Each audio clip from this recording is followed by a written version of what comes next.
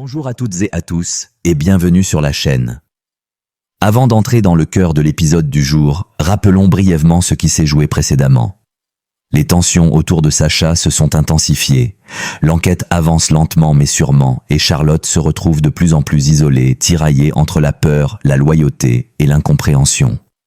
Les soupçons s'accumulent, les non-dits pèsent lourd, et chacun commence à sentir que l'équilibre fragile pourrait céder à tout moment. L'épisode s'ouvre sur un échange chargé d'émotions entre Charlotte et Salomé.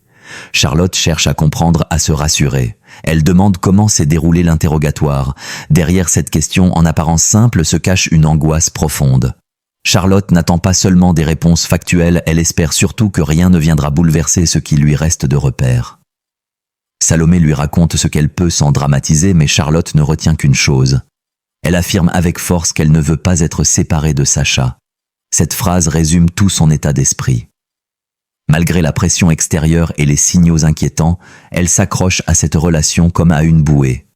La peur de perdre Sacha semble plus forte que la peur des conséquences. Très vite, cette inquiétude se transforme en angoisse pure. Charlotte tente de joindre Sacha. Une première fois, puis une autre. À chaque appel, la même réponse. La messagerie, le silence. Ce vide sonore devient oppressant. Plus les tentatives échouent, plus l'angoisse monte. Charlotte tourne en rond, incapable de se calmer.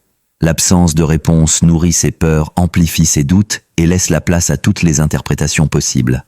Elle ne sait pas où il est, ni ce qu'il fait, ni pourquoi il ne répond pas. Et ce silence commence à peser bien plus lourd que n'importe quelle parole. Pendant ce temps, l'enquête suit son cours sur un autre front. Sibylle est interrogée par Élise et Alex.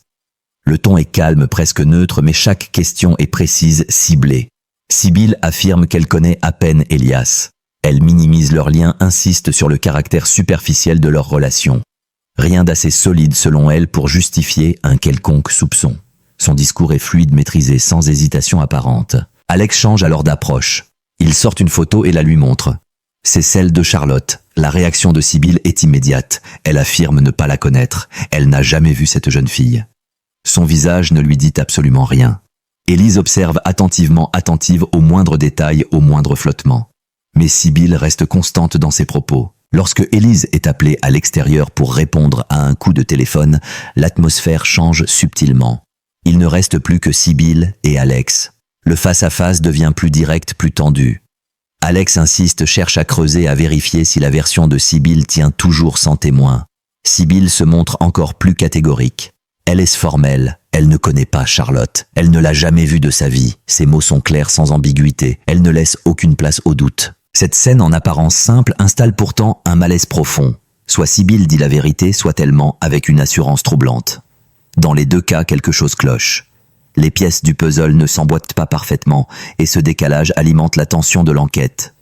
Les enquêteurs repartent avec plus de questions que de réponses. L'épisode avance ainsi sur deux lignes parallèles. D'un côté, Charlotte enfermée dans son angoisse, suspendue au silence de Sacha, refusant l'idée même d'une séparation. De l'autre, une enquête qui progresse lentement, méthodiquement, en confrontant les versions, en cherchant la moindre faille. Les vérités ne s'affrontent pas encore ouvertement, mais elles se frôlent dangereusement. Rien n'explose dans cet épisode, et c'est précisément ce qui le rend si pesant. Les silences parlent plus fort que les mots. Les absences deviennent des indices. Les certitudes affichées dissimulent peut-être des mensonges plus profonds. Chacun avance sur un terrain instable sans savoir quand le sol cédera. La fin de l'épisode laisse une impression d'attente tendue. Charlotte reste sans réponse. Sibylle campe sur ses positions. L'enquête n'a pas encore livré ses conclusions, mais les lignes commencent à bouger. Quelque chose est en train de se préparer lentement, inexorablement. Merci d'avoir suivi ce résumé avec nous.